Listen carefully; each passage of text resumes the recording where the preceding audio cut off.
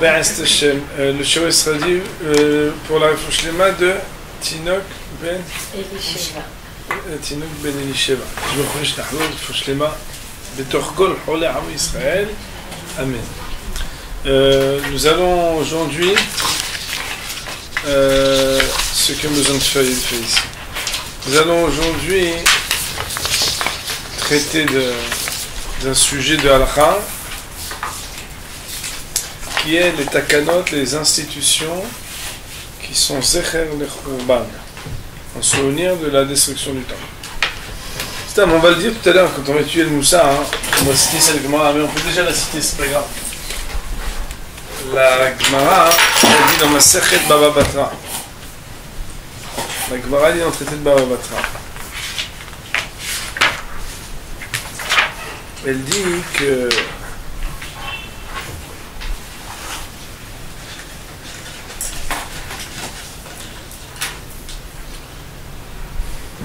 Tanu Rabbanan, Chachamim ont enseigné. C'est la page 60b du traité de Baba Batra. Kshecharav Bain B'Shnia Rabu Prushim Be'Israël Shelo Lechol Basar Shelo Lishtot Yain. Lorsque le deuxième temple a été détruit, beaucoup de, on appelle ça les pharisiens, ça veut dire des gens comme nous, c'est le contraire des sadducéens, les tzdukim, qui étaient une secte mal intentionnée. Alors les pharisiens, qu'est-ce qu'ils ont fait, hein? Ils ont pris l'habitude Shelo Lechol Basar Shelo Lishtot Yain, de plus manger de viande et de plus boire du vin depuis que le temple est détruit. Nitpal Rabbi Yoshua, il est venu les voir. Il leur a dit Amar lahem banaim pnema yatem mochlim basar ve'en atem shotim yain. Pourquoi vous ne mangez plus de viande et pourquoi vous ne buvez plus de vin? Amrou ils ont dit nochal basar shemimenu makrivan gav mizbeach v'arshav batel. C'est possible qu'on mange de la viande alors que d'habitude on en mettait sur le mizbeach, sur l'autel saint, et maintenant on ne peut plus parce que le temple est détruit. Nishte yain shemenasrim al gabei mizbeach v'arshav batel. C'est possible qu'on boive du vin alors que normalement on fait des libations sur l'autel saint. Et maintenant il n'y a plus. Sous-entendu, étant donné qu'on a perdu quelque chose de Beth Amikdash, on ne peut plus se permettre, on souffre trop. C'est pas possible. Marlaim il leur a dit, si c'est comme ça, lechem, on ne devrait pas manger du pain non plus. Parce que aussi les farines, on ne les fait plus. Char beperot, vous allez me dire que peut-être on va faire avec des fruits. Perot l'onochat, on ne peut pas non plus manger des fruits, pourquoi? Parce que les prémices, on ne les approche plus. Et on sait qu'on avait des prémices au temple, on ne les approche plus.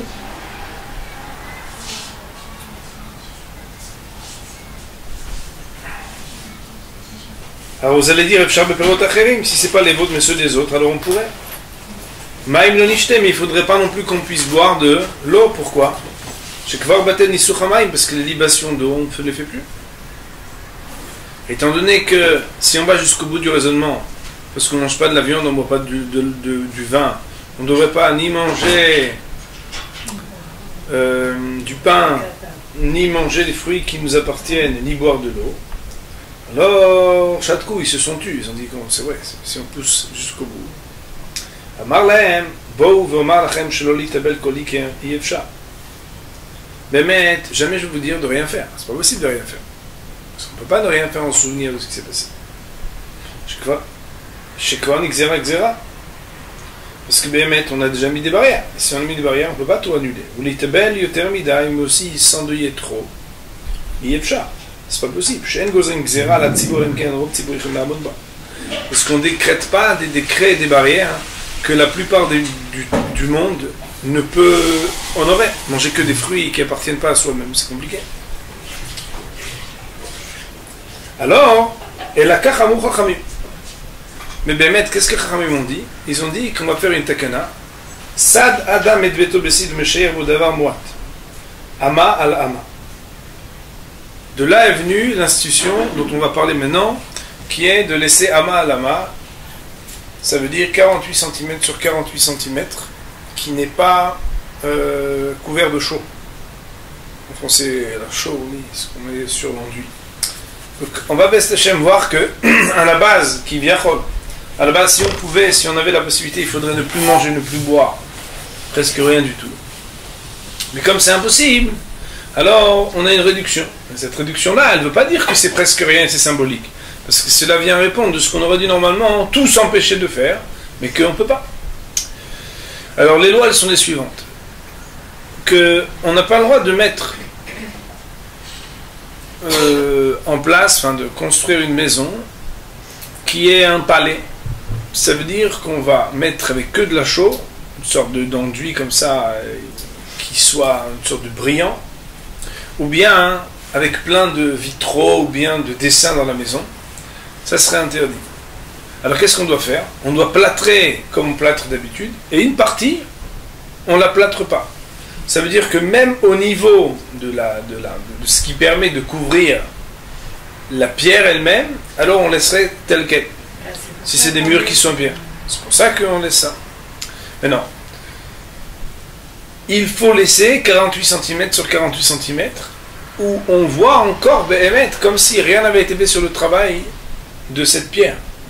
C'est d'ailleurs, ça ne doit pas être décoratif et beau. Ça doit être au contraire, quelque chose qui est triste. Maintenant, si quelqu'un n'a pas laissé, alors il devra même gratter, on appelle ça l'iklof, éplucher son mur pour laisser apparaître ama à la ama, 48 cm sur 48 cm. Si quelqu'un il a acheté une maison, et il voit que la maison elle est tip-top, et d'ailleurs elle est tellement tip-top qu'il cherche partout, il ne voit pas ama à la ama, cette fameuse coudée sur la coudée. Ça veut dire ama à la ama, c'est une coudée au carré. Alors, il faut savoir comme ça.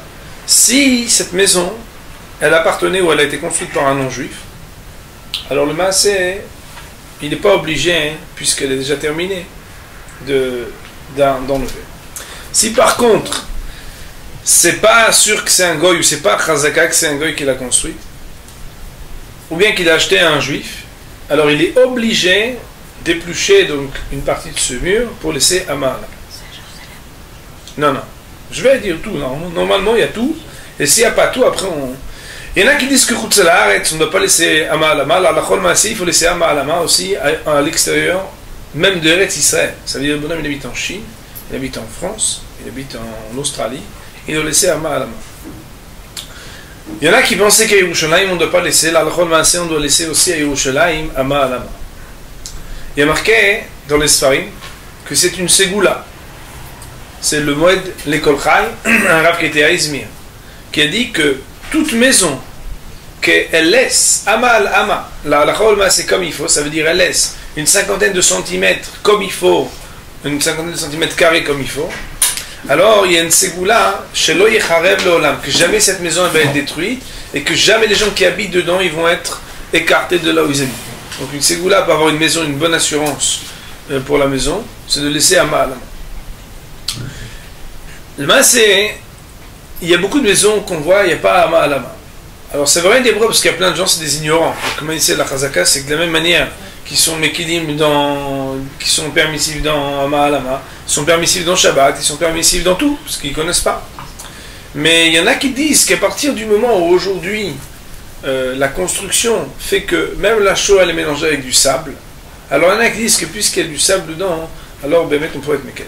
Là, il faut savoir que le minhag, il est d'être mahmir, ça veut dire de faire attention que même les constructions aujourd'hui où il y a du sable qui est mélangé, il faut quand même laisser un mal. Si un bonhomme il a un problème de shlombait, ou bien une dame, on peut dire une bonne femme, ça fait c'est pas joli, donc un bonhomme il a un problème de shlombait avec sa femme, ou sa femme a un problème de shlombait avec son mari, qu'un des deux il veut pas laisser la main à la main. Et non, tu rigoles ou quoi? On va pas laisser un truc sale comme ça au milieu, la maison elle est tellement top, on a payé tellement cher, vous savez. Alors Rav Metzon de Shaul il permet que on ne laisse pas à la main, mishum shlombait. Ridouche gadol, attention, les gens de bonne famille, ils vont pas commencer à faire le problème de shlombait, justement parce qu'on a dit, puisque le Rav a dit que c'est permis. Alors moi je deviens maintenant un peu plus dur, parce que il faut être meked. Mais non, il y en a qui pensaient que ama à la main, une ama sur une ama, qu'il faut laisser Zechar le Khurban en souvenir de la destruction du temple, il faudrait laisser dans chaque pièce de la maison. Mais la halakha al-maaseh, on ne tient pas comme ça. À partir du moment où c'est à l'entrée, une seule ama à lama, ça suffit. Une fois, j'ai vu moi une maison, je suis rentré chez quelqu'un, et il y avait ama à lama dans toutes les pièces. Mais c'est assez rare de voir des gens qui sont mahmirim comme ça aujourd'hui. Si à mon avis, il a un studio, uniquement un studio, il va dire attends, j'ai déjà 15 mètres carrés, je peux pas m'esquinter en plus, ama à lama, un demi-mètre carré, c'est verbé. Mais maître, il est obligé de laisser ama à lama. Si, alors maintenant, quelle est la place de Ama al Ama. Où est-ce qu'on la laisse, cette Ama al Ama? Alors, le must, donc le 5 étoiles, c'est en face de la porte dès qu'on rentre. Si c'est pas possible, donc 4 étoiles, à côté quand on rentre. Si c'est encore pas possible, sur le plafond quand on rentre. Et si c'est même pas possible, j'ai pas vu qu'on peut faire autrement. Quoi qu'il en soit, ça veut dire soit en face, soit à côté de l'entrée, soit sur le plafond. Il faut savoir que l'idée de Ama al Ama, c'est que quand on rentre et qu'on sort de la maison, qu'on se rappelle que le man ici aujourd'hui, on n'est pas Begeder Binyan, le bonhomme il a une super maison, de folie, il rentre, il dit ah vraiment quelle maison, ah Baruch Hashem. Non, il faut qu'il sache quand il rentre, il faut qu'il sache qu'il dit Baruch Hashem, mais il faut en même temps qu'il soit triste parce qu'il attend quelque chose.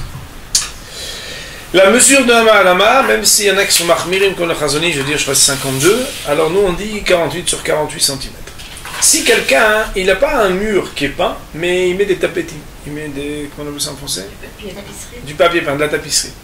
Alors quand même, il faut qu'il laisse Ama al Ama la lachon maaseh. Mais plus que ça, c'est que la plupart des gens qui ont le minhag, donc de faire qu'il n'y ait pas de chaud sur Ama al Ama, il faudra que les personnes, non seulement elles enlèvent la tapisserie de cette partie-là, mais en plus que le mur soit gratté, qu'on ne laisse pas comme ça. Seulement les propriétaires. Non, j'arrive. Normalement, j'ai préparé, ça veut dire après, s'il y a des questions après, on va voir. Si quelqu'un, il est en location, alors s'il loue de chez un goy, alors il doit laisser Ama al Ama. Parce que pendant qu'il est là-bas, c'est à lui, il laisse Ama al Ama. Après, il faudrait qu'il le remette. Par contre, si on loue une maison chez un juif, alors là, il y a un problème. Pourquoi? Parce que normalement, c'est au propriétaire de laisser Ama al Ama. Mais s'il ne l'a pas laissé, alors on ne peut pas le faire sans ses permissions. Il faudra lui demander la permission.